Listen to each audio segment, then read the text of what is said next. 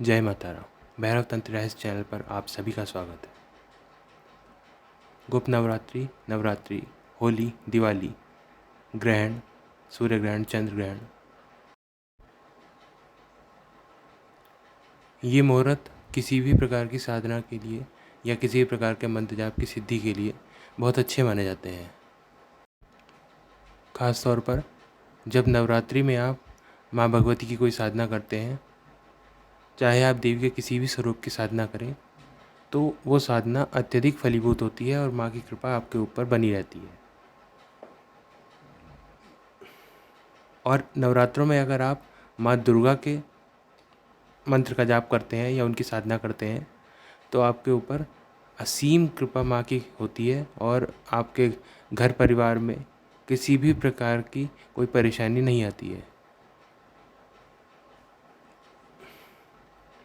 सच्ची श्रद्धा और सच्ची भावना के साथ अगर आप माँ को याद करते हैं, तो माँ आपके ऊपर कृपा अवश्य करती है। माँ की कृपा को प्राप्त करने का एक आसान सा तरीका है कि आप माँ का नाम जप या फिर माँ का मंत्र जाप करें। आज मैं आपको एक माँ का मंत्र जाप बताने जा रहा हूँ। इस मंत्र को ध्यान से सुनिएगा।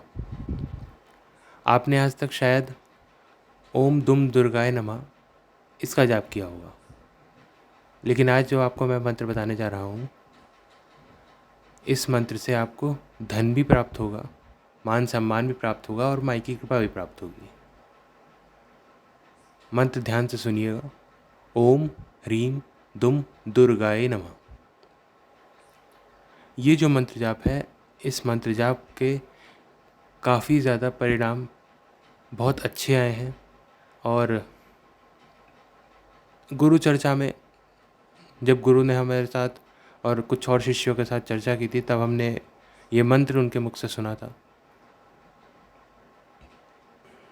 मैं चाहता हूँ कि हमारे परिवार से जितने भी लोग जुड़े हैं, उन सभी के ऊपर माँ की कृपा बने और वो सभी अपने अपने मनोकामनाओं को प्राप्त करें।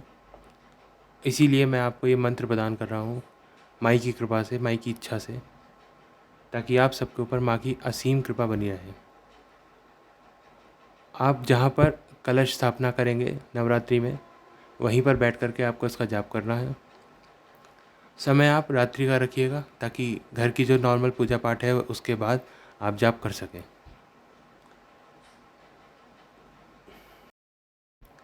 सर्वप्रथम अपने गुरुदेव का पूजन कीजिए। अगर आपके कोई भी गुरु नहीं है तो आप भगवान शिव को भी गुरु रूप में वहाँ पर प्रार्थना कर सकते हैं, उनसे आज्ञा प्राप्त कर सकते हैं। भगवान शिव से प्रार्थना करने के बाद आप गणेश भगवान का ध्यान करेंगे, उनके किसी मंत्र का जाप करेंगे। अगर कुछ भी नहीं आता है तो ओम गम गणेशाय नमः इस मंत्र का आप जाप करेंगे। उसके बाद भैरव बाबा का मंत्र जाप करेंगे। अगर मंत्र जाप नहीं आता है तो ओम ब्रह्म भैरवाय नमः इस मंत्र का आप जाप करेंगे। अगर आप पढ़ सकते हैं तो आप कवच का पाठ भी करें। अगर आप कवच का पाठ भी साथ में कर लेते हैं तो ये तो ऐसा हो जाएगा जैसे सोने पर सुहागा। अगर हो सकता है तो ज़रूर करें। उसके पश्चात आप माँ से आज्ञा लेकर के, माँ को प्रणाम करके इस मंत्र का जाप शुरू करें। आप यथाशक्ति इसका जाप कर सकते हैं। 1 माला, 3 माला, 7 माला या 11 माला, जितनी आपकी इच्छा हो आप उतना कर सकते हैं। लेकिन हाँ, उतना कीजिएगा जितना आप 9 दिनों तक निश्चित समय पर निश्चित संख्या में जाप कर सकें, क्योंकि इस जाप को आपको कम नहीं करना है। निरंतर उसी संख्या में उसी स्वर के साथ आपको जाप करना है। इसमें स्वर धीमा या स्वर मद्दा या स्वर ऊंचा नहीं किया जाता है। इसमें निरंतर उसी स्वर के साथ जाप करना होता है जिस स्वर से आपने शुरुआत की थी। तो इसीलिए इन सभी बातों का ध्यान रखिएगा। और नवरात्रि में अगर हो सकता है तो आप पूर्ण उपवास रखें 9 दिन का। सोशल मीडिया से थोड़ा दूर रहें, क्योंकि चित्र आपको भटका सकते हैं, चीज़ें आपको भटका सकती हैं। आपको नियम संयम का पालन करना है और भूमि पर शयन करना है, ब्रह्मचर्य का पालन करना है। और आपका अगर व्रत रहेगा, उपवास रहेगा, तो आप जाहिर सी बात है सात्विक भोजन का ही ग्रहण करेंगे। असत्य, झूठ, किसी के प्रति द्वेष भावना, इन चीज़ों से ज़रा बच कर रहें, क्योंकि आजकल लोग बाग किसी के प्रति द्वेष के चक्कर में अपनी साधनाओं का नाश कर लेते हैं। क्योंकि मत भूलिएगा, माँ भगवती हर समय आपके ऊपर नज़र बनाए हुए हैं। वो हर समय आपकी हर भावना को कैच करती हैं कि किस समय आपकी किसके प्रति क्या भावना है। शुद्ध देसी घी का दीपक जलाइएगा, या अगर अखंड ज्योत आपके यहाँ प्रचलित है तो बहुत उत्तम है।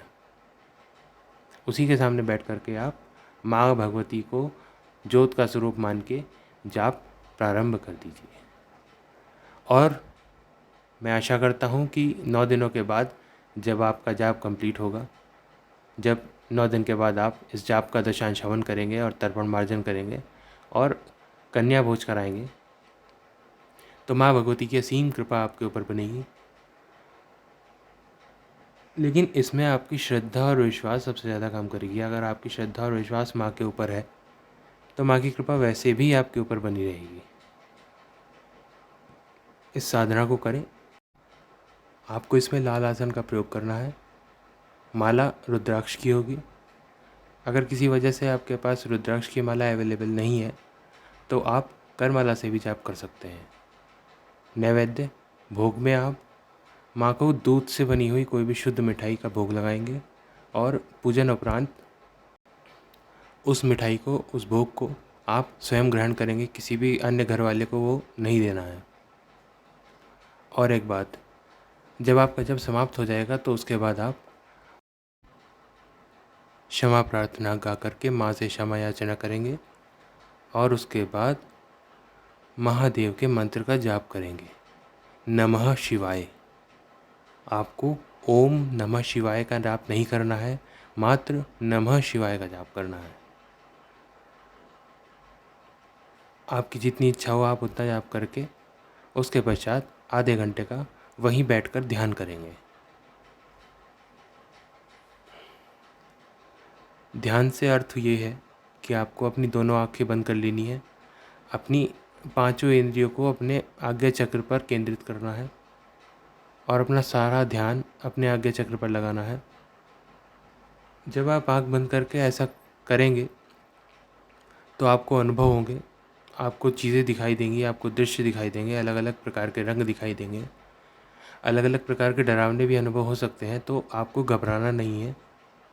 एक और बात जो मैं बोलता हूँ कि आपको किसी के साथ अनुभव शेयर नहीं करने हैं, लेकिन एक बात जो मैं आपको नहीं बताता हूँ वो बात ये है कि आप अपने गुरु के साथ या अपने गुरु भाई अर्थात जो आपके गुरु से दीक्षित हैं उनके साथ आप अपने अनुभव शेयर कर सकते हैं। इसमें आपको किसी भी प्रकार का दोष नहीं लगता है, किसी भी प्रकार का शाप नहीं लगता है, कोई शक्ति आपसे नाराज़ नहीं होगी, क्योंकि आप अपने अनुभव मात्र गुरु परिवार के साथ ही शेयर कर सकते हैं। और जिस चीज़ के लिए आपको मना किया गया है वो ये है कि आपको अपने अनुभवों का ढिंढोरा नहीं पीटना है।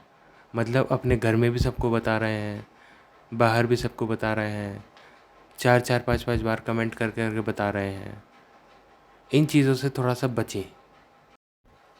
और एक बात का आप विशेष तौर पर ध्यान रखें, किसी भी प्रकार की साधना को मात्र सिद्धि प्राप्ति के लिए न करें, क्योंकि आप जब किसी साधना को करते हैं तो वो किसी भी देवी या देवता से आपको जोड़ती है। तो आप सिर्फ ये भावना रखें कि मुझे इन देवी की या इन देवता की पूजा आराधना करनी है, देवी को प्रसन्न करना है, खुश करना है और उनकी कृपा प्राप्त करनी है। सिद्धियां तो आपको माँ की कृपा मात्र से ही मिल जाएंगी, क्योंकि माँ की एक बार अगर आपके ऊपर कृपा हो गई तो सिद्धियां तो आपके लिए बहुत छोटी चीज़ हो जाएंगी। जिन सिद्धियों के पीछे आप भाग रहे हैं उन सिद्धियों के पीछे ना भाग करके आप कृपा के पीछे भागिए। सिद्धियां आपके पास खुद चल के आएंगी। माँ भगवती और बाबा भैरव आप सभी पर कृपा बनाएं और आपकी साधनाओं को सफल करें, ऐसी मेरी कामना है। जय माता राम। अगर आपको ये वीडियो पसंद आती है तो इसे लाइक करें, शेयर करें और सब्सक्राइब करें।